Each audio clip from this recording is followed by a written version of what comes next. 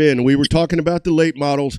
Late models getting after it there at the race ranch. This is a dude that takes care of it on Saturday night. Saturday night had a great weekend. Well, we'll let him break it all down. Welcome into the Revved Up Sports Show. For the first time, it is our man. I love introducing this guy, little Robbie Starnes on the Revved Up Sports Show. How's it going? Good, man. How are you doing, brother? Appreciate y'all having me on. Absolutely, dude. Walk us through the weekend, dude. First, talk about, were you impressed when you pulled up in there and there's damn cars everywhere?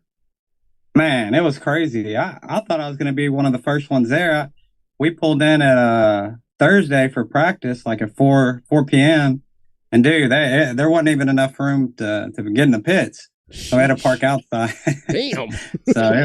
Yeah, it was crazy. Like, I was mind blown. Like, but what an awesome track though. Corpus. That was my first time going there, and it was awesome. And appreciate Owen Pittman for having the late models, and glad they had a good car count, and he did a good job. There was a lot of cars there. I thought he ran a good show. Everybody was at the staging lane. One right after another. Wasn't no time wasted really. So. Mm-hmm. That makes a big difference. Sure does. So, Robbie, talk about the late models as a whole. We'll get to the race weekend here in a minute, but we've seen, especially down south, right, when you try to run at Texana and Cotton Bowl and 105 and even Corpus, the late model count has just fluctuated, right? Some of the bigger shows get lots of cars. Sometimes 37 gets a lot of cars. Texana had 4 or 5 one night.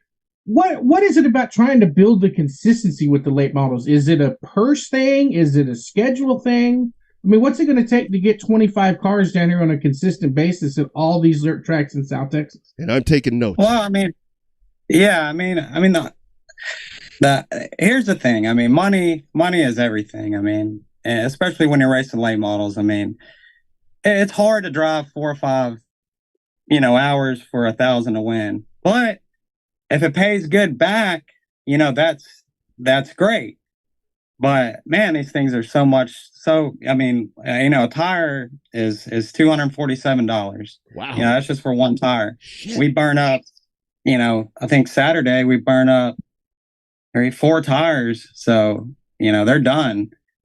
And really it's just money, the biggest thing, and having it at a consistent basis. It's hard for a guy to go to 1,000 to win and don't do good. And maybe the tires, you can run them maybe 2 or 3 races if the track don't burn them up. But you can't go to a track for a guy that spends that much money and, burn up a set of tires and don't do good, and you only get $200. And if you do that for a while, they're like, man, what am I doing? But I think if the money can get up there at a consistent basis, like, 2,000 a win, good paying back, and just for a year, I know it's hard for the promoters and everything, but like, really, it's just the money thing. And the time and effort that it takes to go on these cars, and it's just. Really, it's the money. That's all. That's all it is to it. We love doing it.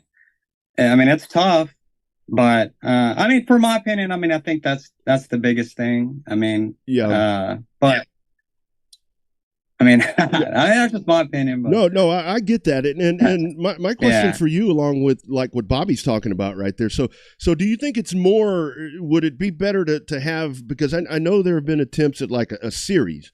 To have like a series that pays like this massive point fund, or is it better to download it a little more, where you're talking about, to where it's more to win on regular races and maybe not the quite as massive point fund at the end of the season?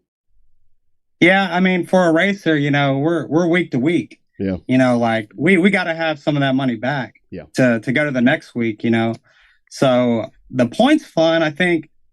If you can have both. That's even better, because with late models you got to have, the money is the biggest thing. You got to have money week to week, and then for a points fund, that's even another bonus. So I think if you do both, you'll get more late models to go to these shows and invest in late models. I mean, they're awesome. They're really competitive. They're, they're a great car. Everybody likes late models, so but they're just expensive, and you need more money just every week. I mean, that's all it boils down to. Everybody I talk to is the cost, but I mean, don't get me wrong. I mean, I don't know. That's what it all boils down to in my book. I don't know. It always does. Yeah.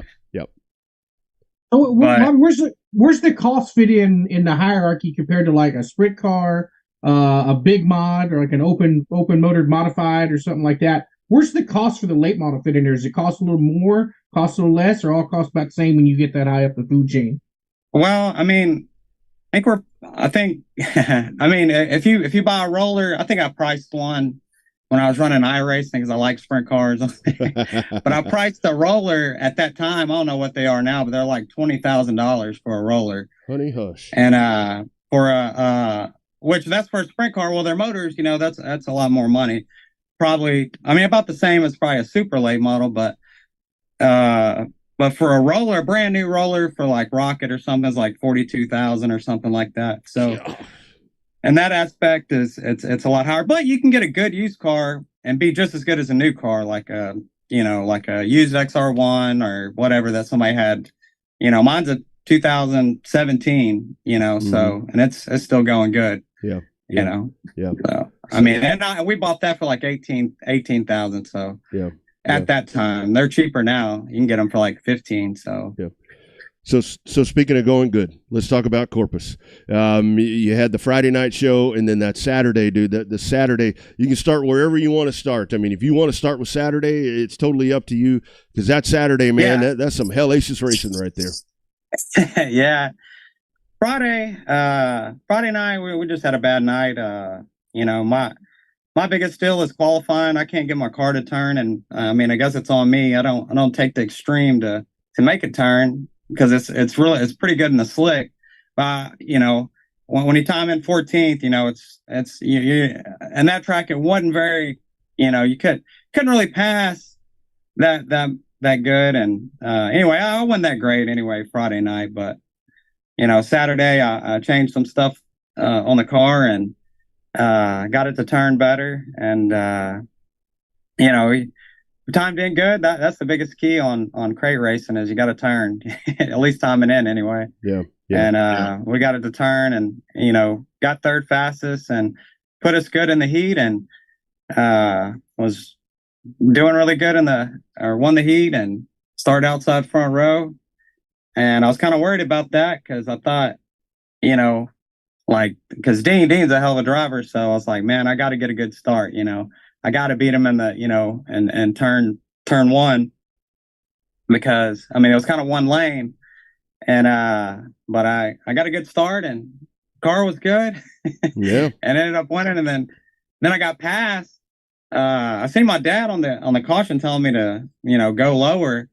And I'm like, man, somebody must be on me, And anyways, the 91 car got by me, and luckily, lap traffic played into my favor. So, I mean, that's what I did. I try to get as close as I can to him, and just waiting for a mess up. And man, that opportunity happened, and I took my shot. So absolutely. Yeah. So it was great. We needed it, especially for our racing program. I haven't been doing that great this year, so it was a good way to end the year. That's for sure. That's for damn sure. Yeah. Yeah. So what's in store for 2024? Obviously, this is like I said, good way, a hell of a lot of momentum to end the season. Is it a race by race scenario for you guys with funding issues or funding needs? How do you determine your 2024 schedule from here? Well, I think how we determine, the funding is we're going to try to put some money back to race more. I mean, this year we had some issues with the trailer or whatever. We would have raced more, but yeah, our plans is probably run the American Crate Series and really just whatever. I have to look at all the schedules and stuff that comes out. Maybe there's some bigger, races kind of close. And I'd like to like to go to Why Not for whatever, if they got a big crate race there, or Why Not's a good player. Or put my open motor in. I might do the fall classic there. Hopefully it's at the end of the year, so if we got money for it, we'll probably go. But yeah. But yeah, go ahead. Go ahead. I'm sorry. Just and that, and I think I heard Rob Litton was going to start up a series in Louisiana, like to race every other week for like 2,000. So we may, hit up some of those or something, or Yeah. But so you mentioned your dad. Obviously, your little Robbie Starnes is what we say. So. Man, that's cool, right? Isn't that's the best part of doing this shit? Is that you get to do it? You get to do it with the dude you love, man. That's what it's all about. Absolutely, yeah. I mean, my dad, without him, he was my hero. Growing up, he still is. But watching him race, he raced when he started racing when he was 15. So, I grew up as a little baby scraping mud. Yeah.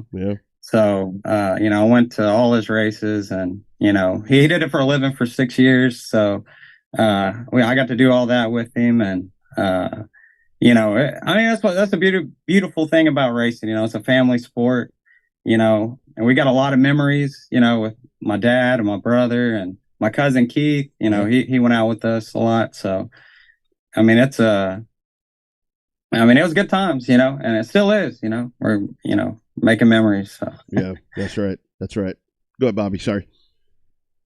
Yeah. No, I think that the family dynamic is there, regardless of what you race. Mm-hmm. Whether you race a hobby stock or you race a late model. Yeah. It almost has to be there to make it enjoyable, right? You have a tendency to see the families that race together. They don't seem to have the arguments over Thanksgiving dinner like some of these other families do. No. They're one mind, they're one mind. We always want to talk about racing. So and that's true. That's we have a strong connection with my dad, my brother, everybody, my Keith, that's all we talk about is racing, and whatever. It does build a strong bond, between all of us. So yeah. It's Robbie, when it comes to the crate late models, with that, how much of that? Obviously track conditioned and all that, and I know with open motors and all that. Totally get all of that. With crate racing, how much of it momentum based with those? Because it's a certain RPM that you're going to run. That you're going to hit. How much of that is momentum based, and can one of those pull you out of the hole when you really have to get out of the hole? Yeah, absolutely. Like when I was timing in, if I had some more horsepower, I could have throttled out of it. These crates you can't. You got to have it free. But if you can get it right, if you can get your car right, it is an advantage on that. Like I feel like Friday, if I had a motor to throttle out of that push, that would have been good. But. That wasn't the case. I had a crate, but you got to set up too for it. You got to set up your car to turn. And I feel like if I got my car to turn, I feel like I'd have put in a decent lap. On those races, qualifying is pretty much everything. You got to start up front. Especially on a track that has a lot of momentum. It's just hard to pass. Everybody's close to the same. You look at the lap times; they're not that far off. So. You just qualifying everything, and if you got an open motor and you can throttle out of a push, that's an advantage. But there's advantages and then there's disadvantage to both. Yeah. But I understand. The situation. He's trying to get cars there. Yeah. And I can see both sides, when you come to a race, you want an even playing field, you want everybody to be the same. And even if it is the same, you're still going to have somebody say something about it, no matter what. As far, it looked, Bo, he had a straightaway, and he got a crate. Mm-hmm. And it wasn't like, if I get there and all the crate cars are a second off, and I'm going to be complaining then, Yeah. We didn't drive 4 hours over there to, to get, to just get whooped. But it wasn't, I I think, you know, I don't know. I mean, Bo was awesome over there. After the races, I mean, you could hear everybody that was talking about it, you know, like, man, they're all talking about, oh, you know, Whitaker got this big open motor, and man, look at Bo, he had a crate, you know, he was gone, you know. So I don't know. You always got people talking like that, and you know, I'm kind of neutral on the deal. I know the situation on both sides, so I mean, long as like you just ain't just getting destroyed, is okay with me, because I raced the Cody, you know, with the South Texas or STLMS series, and you know, they had a lot of open motors there, and it wasn't bad. I mean, man, we won some races there, and you know, it was you know, it was pretty even. I mean, but I mean, like I said, there's some advantages to it, and then there's some disadvantage on both sides. So well, and I think like what you're talking about right there, kind of to your point, that's why you pay the purse down. I mean, instead of, you know, 2,000 to win and 100 for second. I mean, you pay that thing down with a little bit of balance in there. Yeah, and I mean, well. Yeah, that is a good thing. And don't get me wrong. I'd rather just be all crates because you know, when I go there, I don't want to go there and just have it in my mind that somebody's got an advantage over me. You know, because I go there to win. Yeah. Like I think every racer goes there to win. And if you think that they got an advantage over it, so they're gonna bitch. You know, like I don't want to go there and not having it, like, I just want it even, you know. Everybody just wants the field to be all crates, you know. But I mean, I understand the situation too, you know. Like hell, if you got to have you know, if you got to change the rules a little bit to get more car count, I mean, that's just the nature of the situation. But I mean, I understand that. But like you said, it's good to have the pay down too, because you know, you go there and the track's hammered down. It might not be an advantage for the crate guys, but at least it pays good going down. You know, that's a good thing. Yep, no doubt. Too, Bobby, you got one more, my man? I just know he's got people to thank. Makes it happen other than friends and family. Now's your chance to thank them. Yeah, I'd like to, you know, thank First Class Septic, Day Motorsports, Keith Starnes Racing. Who else? 77 Inc. And that's about it. So you do it right there, man. Yeah, right. And I thank Marty. He's always helping. Marty Giles, he's always helping us and putting in a lot of time and effort. So him too. No doubt about it, man. No doubt about it. Hell of a weekend, my friend. Congratulations on winning. Best race of the night, dude. By far. Thank you. Thank you very much. Y'all tear that thing apart, get her put back together, man, and I'm sure that we will see you very, very soon, my friend. Thanks for being a part of this, dude. Yeah, thanks for having me. Thank you. You got it, dude. Take care, brother. Y'all have a great Christmas. Okay, you too. All right, you too. Take care. All right, you too. You bet. There he goes. Little Robbie Starnes, as he joins us here on the Revved Up Sports Show. Good stuff right there from him. He did, man. He had a good weekend. That race on Saturday night really was a very good one. A very good one that we saw from him. Yeah, well, it's good from Jared too. I mean, you know, that dude. You know, when I saw him down there at the Derby, I'm like, put that dude in an asphalt car and see what he could do on pavement. Right? We know he's good on dirt. He gets in a late model for the second time ever. Should have won the damn thing, but got caught up in some laps.